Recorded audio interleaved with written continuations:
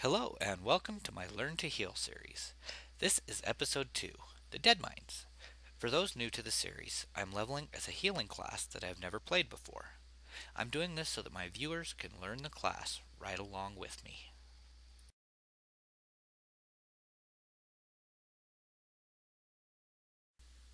This is Gobluk, my disciplined priest. As I mentioned in the last episode, I am leveling him exclusively in dungeons as a healer. In this episode, I've decided to bid the default Blizzard user interface goodbye and bring in my rating interface, tweaked for healing. The most important add-on for my purpose is Healbot. In this episode, I have sped everything up to 4 times normal speed, except for the boss fights. This was simply to reduce the length of the video without losing any content. The first boss is Glubtalk. This is a two-phase fight. Phase 1, Fists of Flame and Fists of Frost are his abilities. On normal mode, these are really nothing to worry about.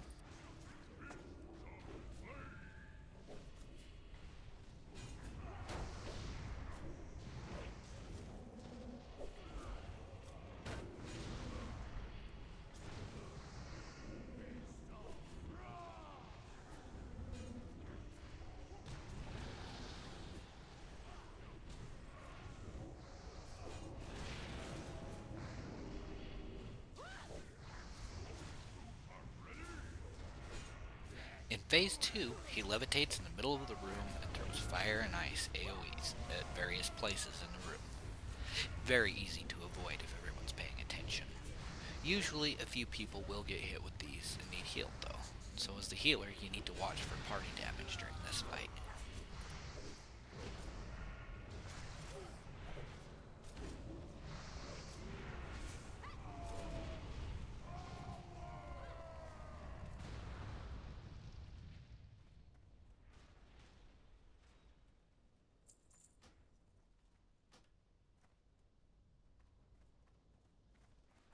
Since the last episode, I've gotten a couple of new healing spells. Heal, which is the slow, efficient heal, and Flash Heal, which is the fast, big Mana Hog spell.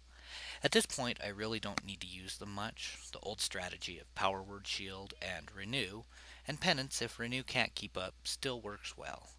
There are a few times when the damage is high and Penance is on cooldown that Heal and Flash Heal are nice. One thing to keep in mind, though, is that Flash Heal is grossly inefficient, so it should be used sparingly, if at all.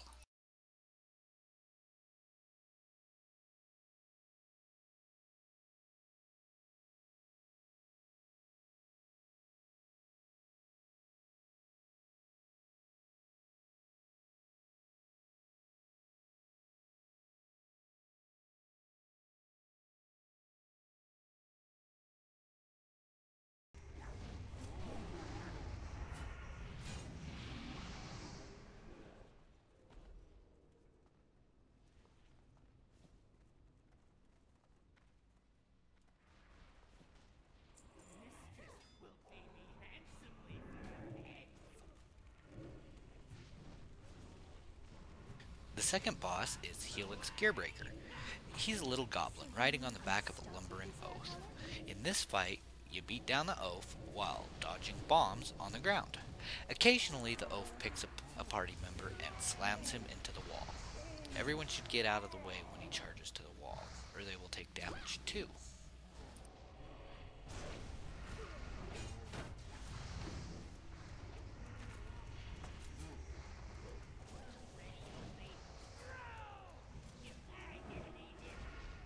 Once the oaf is dead, Helix will jump on the face of a party member and beat on them.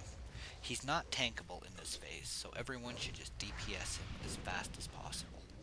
Before he picks a new target and jumps to them, he will usually leave behind a bomb strapped to the chest of his latest target. When the bomb is on you, you should get under the beam across the middle of the room so that you don't take additional fall damage when the bomb explodes. The damage in this fight is fairly widespread, but as the healer, if you're on the ball, you shouldn't have too much trouble.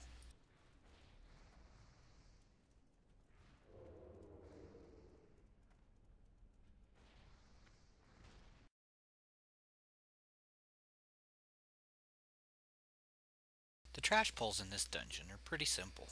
Just always try to kill the casters first as they buff the other mobs, and get out of the red dome if you're taking damage, as you take more damage inside the dome. However, if you aren't taking any damage, the domes are a nice place to DPS from as you get a damage boost from them.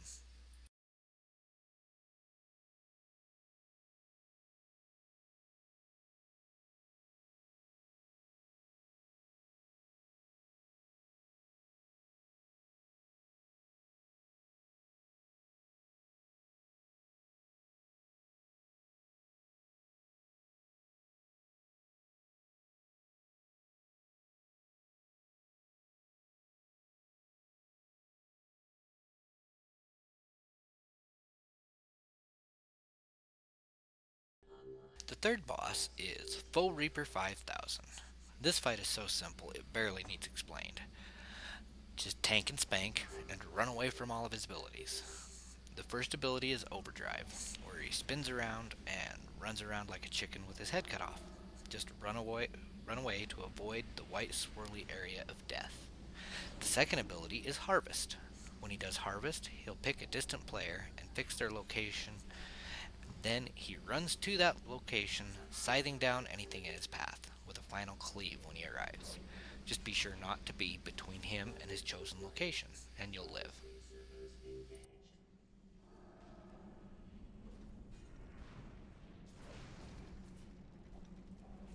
Safety restrictions offline. Catastrophic system failure imminent. Overdrive engine activated.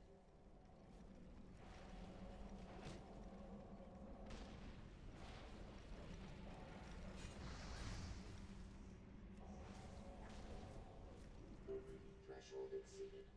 System failure. Read clock in port 2. Shutting down.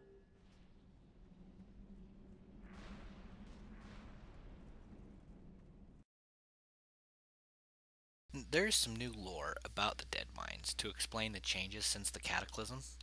If you want to live the story, be sure to do all of the Westfall quests on an Alliance character. That whole zone's quest line basically takes you through discovering how the Defias returned after the death of Edwin Van Cleef years ago. If you are a lore buff, I recommend the quest line because it is a pretty cool story.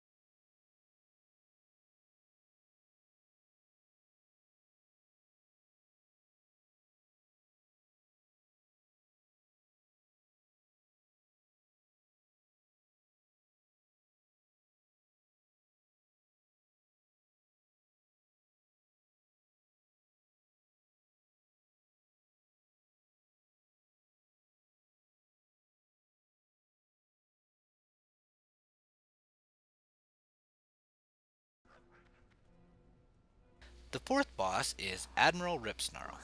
He's a Worgen with some pretty neat abilities. It's really a quite fun fight.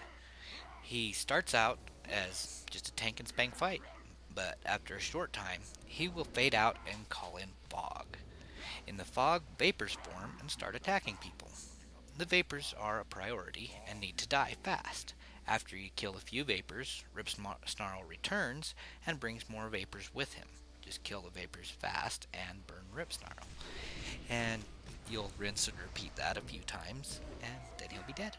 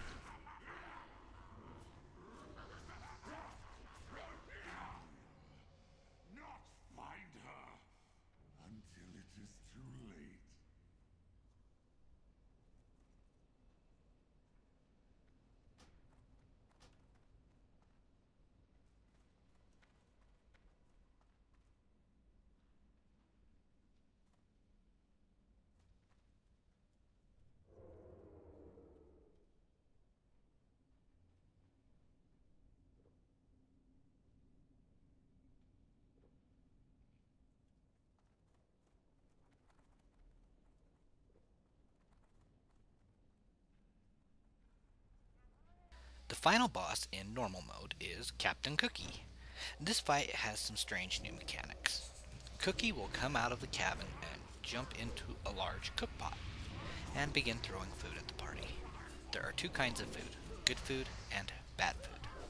The bad food has a green swirly AoE around it, while the good food has a white glowy effect on it. The bad food will poison you, and the good food will cleanse the bad food poison and give a haste buff.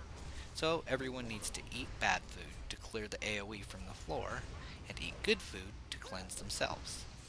All the while doing as much damage as possible to Cookie.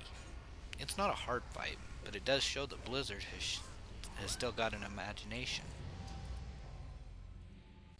Thank you for watching, and keep your eyes out for episode 3, coming soon to a YouTube near you.